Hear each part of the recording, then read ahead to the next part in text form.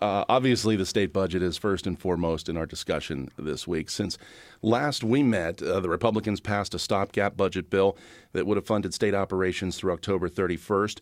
You're here today, one day removed from vetoing that measure, and you promised all along that you would veto that.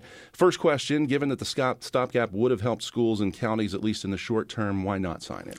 Because that's all it would have done, helped them in the short term.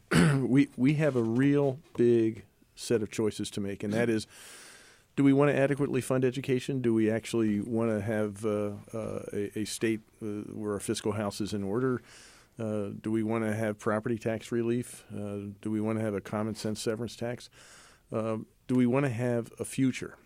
And if we do, then we cannot go down the road that we've been going down the last 4 years. The status quo hasn't worked, and we are facing a really stark set of choices here. And the one, if we keep doing what we've been doing, we're not going to get to a good place. Next year, we're going to have a $3 billion deficit if we don't do anything about it this year.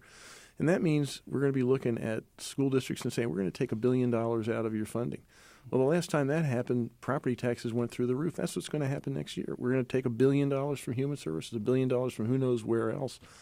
And that's not going to lead us to a good place. So I'm holding out for a really good budget. I want a budget. That's what Pennsylvanians want. We don't want stopgaps. We don't want smoke and mirrors anymore. We're too sophisticated for that, and that's what they're offering us in the stopgap. I think it's cynical, and I think it's wrong.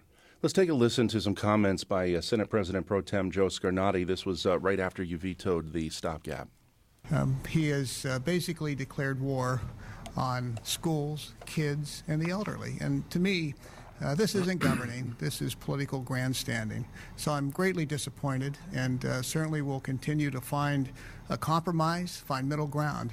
But we can't do that on the backs of taxpayers at these difficult economic times. Okay, I enjoyed watching your face while you listened to that. Let me say that first of all. But have you declared war on schools, kids, and the elderly? Listen, I find it. I hope all your listeners find it as ironic as I do to have the person who presented the budget that I was presented with on June 30th. And that has presided over the dismantling of public education over the last 4 years to stand up all of a sudden and be the champion of education. I'm standing for education. My budget proposal on March 3rd actually proposed to increase education. That's what they're standing against. In terms of compromise, I have made historic gestures on behalf of pension reform, historic gestures on behalf of liquor reform. I have taken, I think, close to $1 billion off my original proposals in expenditures to try to find some common ground. I haven't seen them move a bit. And so when it comes to who stands for education, who stands for seniors and human services, I think you have to really reach pretty far to figure out that that's where the President Pro Tem is coming from. And when it comes to compromise, I think I've shown more than a willingness to do that. We need a good budget.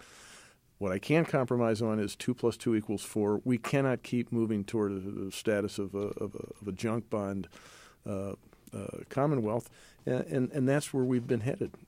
We can't keep doing that. We have to make sure that we're paying our bills, and we have to invest in education.